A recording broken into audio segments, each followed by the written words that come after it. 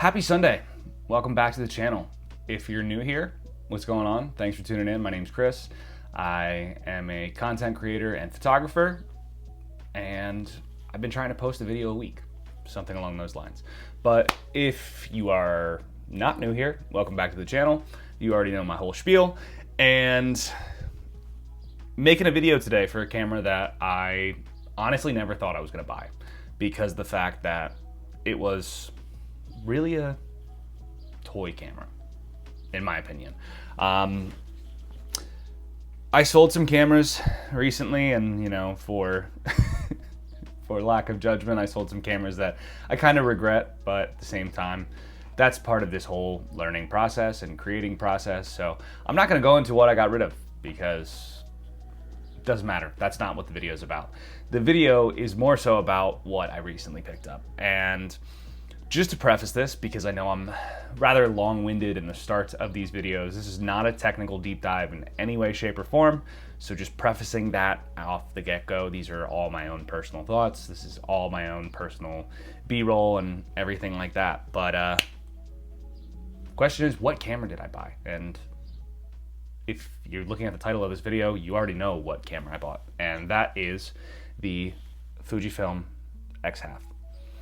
And I posted about this on TikTok and Instagram earlier this week when I picked it up.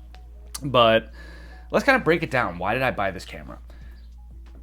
Because I'm just a Fujifilm stan.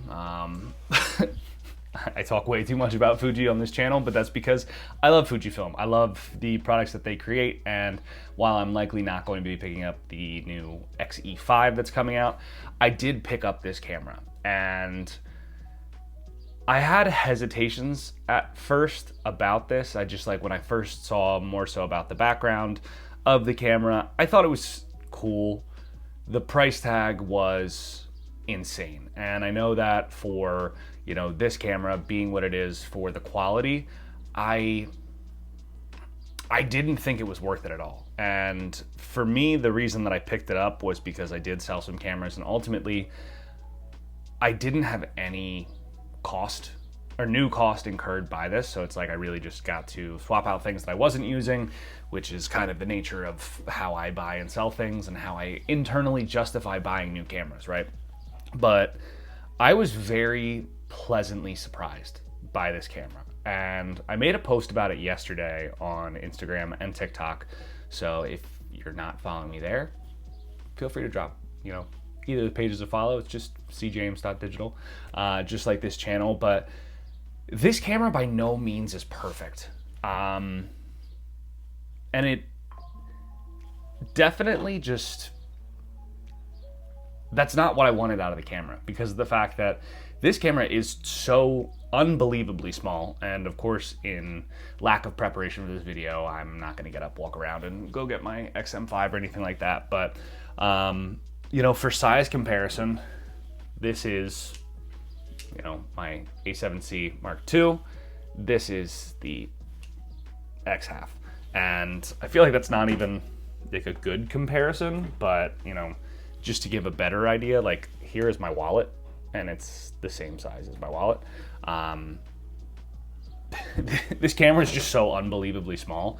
But my biggest gripe, and I feel like a lot of people's biggest gripe about this camera, is because of the fact that whereas Fuji has been putting out a lot of these higher quality, high megapixel sensor cameras that are all APS-C aside from their GFX line, this is only, I'm not 100% sure, I think this is literally just a 1-inch sensor. So it's not amazing quality, but that's okay, because where I think I found this use case for this camera is having an everyday carry that I don't have to take so seriously. And I mean, even the XM5, which is the same price and an APS-C sensor and 26 megapixel sensor, the XM5 is tiny. It really is. But it's not pocketable. And the Ricoh is pocketable. And I ended up getting rid of my Ricoh. So I said I wasn't going to talk about what cameras I got rid of, but I did get rid of my Ricoh because that is an incredible camera, but at the same time, it's so technically amazing that, I don't know, I wasn't using it to the best of its ability. And it's just, you know, there's a lot of things about the Ricoh, especially since it was like the camera that helped me get back into photography, that like I do regret selling it 100%, but at the same time, I shouldn't be holding on to things that I'm not using as frequently, as in depth, and to their fullest ability. And I wasn't using that to its fullest ability because the fact that it, while being so compact, with the way that the lens does pop out and adjust, I did have some times where accidentally I had the, you know, the lens cover on, or I'd bump it in my pocket somehow and it would turn on, and you know, that's a very expensive mistake to make, and that could just ruin the whole camera. Then I just end up either breaking it entirely, having to get it fixed, all that fun stuff.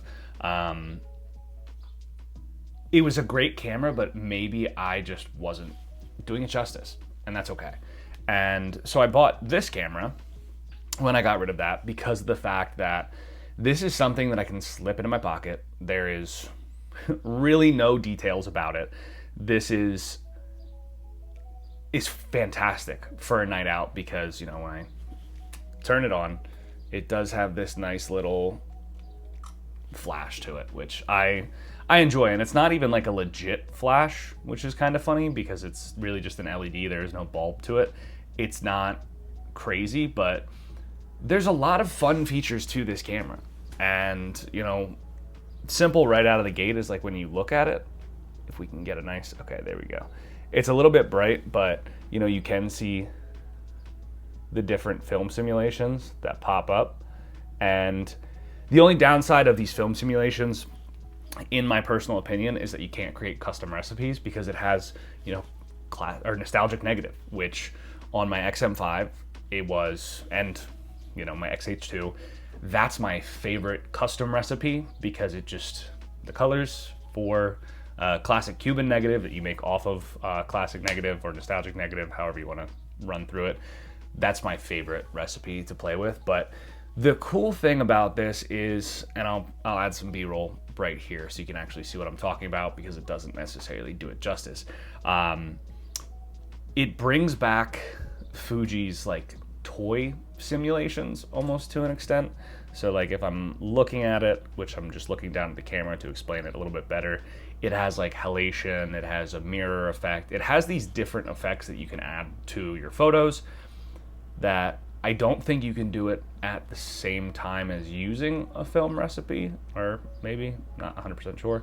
I haven't played enough with this, but like just small things like light leak. So it adds that simulated light leak like classic film, and for me that's awesome photos for a night out, because especially when you have the little timestamp on it, it's just, it feels very classic, it feels very fun. And because of the fact that it's not a high megapixel camera, I think it's like 17, that it's not a large sensor, you get these photos that are just imperfect. And that's, I think, what Fuji was going for with this camera, is just something that you can carry around and have fun with. And personally, I took it out to a friend's birthday, and you know, over the course of the weekend, I love the photos. The photos are sick. Like, it's just fun, and it allows me to have a camera where I'm not just constantly trying to do things on my phone, which, you know, with having a 16 Pro, I know that my iPhone takes amazing pictures, but all this does is just JPEGs right out of the camera. Which brings me to another note. There's no RAW in this camera, and I don't know why. Like, I really don't, but I think that's also to take away from the technicalities of using a camera. It's more so just like, I took a photo, this is what I get. If I want to edit it, I can, but it's not going to be a high quality edit. So this is the truest form of a point and shoot, in my opinion. But let's dive in some other things, because I'm just kind of rambling at this point. But what do I like about this camera? I love the look. I really love the look. Like, this thing just looks absolutely beautiful. It doesn't feel too cheap. Like, it feels cheaper, but it's classic Fujifilm. Like, it feels nice. It's a solid build for being a plastic build. I love the viewfinder, even though this viewfinder doesn't do anything, and I'll get to the cons of this camera, you know, even though I've kind of bounced back and forth. But what are some other cool features? I mean, it does have, I don't know how well I'll be able to get in here. It actually does have a manual focus ring, which is kind of cool, and you can change the aperture. Goes down to 2.8, which I think is like on the small size of this camera. I think it comes out to like a 7 technically if we're going to full frame. It does have the manual exposure dial. I'm just gonna add some B-roll in this standpoint as well. But and it also has this cool film lever, which that is the other fun thing about this camera, is it has this whole additional feature where it just puts you into almost like a disposable camera setting. I don't even know what it's fully called, but it just locks you into 36,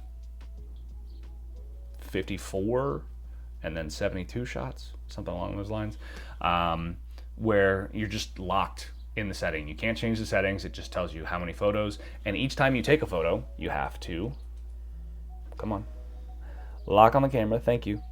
You have to wind it back. And I think there was a slight missed opportunity here because I don't know the technicalities of this little dial and everything like that. But if it would have had some sort of like actual winding like tension, I think that could have been really cool. But overall, I have so far just loved playing with this camera, and I didn't think I was gonna love it so much, but here I am, wrong. I mean, I love all my cameras for a purpose. So if you've followed along on the channel, you know that I love doing this. I love playing with technology. So let's talk about some of the negatives, because while I try not to be negative, and I like to talk about the things I like about my cameras, here are some of the negatives. So one, I wish this film winder, I don't see the full purpose to it, but I guess it's part of the experience. Could this have been used for something else, or could there have been intention to it? Yeah. So it's like, it looks cool, but it's not that practical. The viewfinder. The viewfinder doesn't actually do anything. It's just a see-through window. Yeah.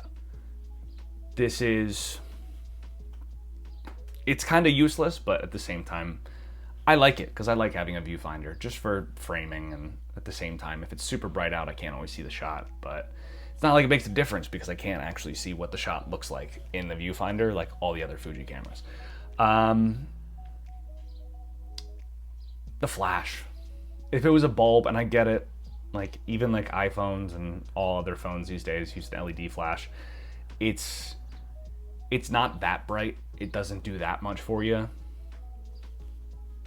Whatever. But it has a flash, and the Ricoh didn't, and I didn't feel like carrying around a flash, especially breaking that camera. I guess even though I'm in the negatives, like I do kind of like that it is a vertical sensor, which I haven't talked about at all yet, because with, you know, the X-Half standpoint of this, you know, it's all based around a half film frame camera, which oddly enough, as I reach over, I actually have the original Fuji one. I love that sound. This one is actually a vertical sensor as well. So this is the original. Kind of cool there. I don't have too many gripes about this camera. I'm having a lot of fun using it. I mean, clearly there's the negatives of you don't get any raw files, but whatever. It's if I'm taking this out and going out and about and having fun, I'm not worried about having amazing, highly edited photos. That's just me. But the other gripe that maybe I just haven't figured it out yet, I would love to be able to use the film simulations in combination with like the toy mode settings or the filters that you can add to it. I think that would be an opportunity to just make better photos, because I'd love to use classic negative and then also add in some light leaks, anything like that. But other gripe I will say, I don't know why that the video is only 1080p. I guess it's because social media is optimized for 1080p, but it could have done 4K. I mean, like Sony with their tiny sensors, they do 4K video. Just missed opportunity, Fuji. Just my opinion. But overall, I'm gonna drop some photos throughout here. Let me know what you guys think. If you guys have any questions, like I said, this isn't a super technical deep dive on this camera because of the fact that there's not that much to dive into on this camera. But if you're looking for an overpriced toy camera, Fuji's got you locked in. But also, it is just a blast. I throw it in my back pocket. Literally don't even need a bag because it is that small, and just go out and shoot. So once again, thanks for tuning in. Here's some more photos that I took from over the weekend since I've had this camera. Let me know what you think, and I'll catch you guys in the next one. Peace.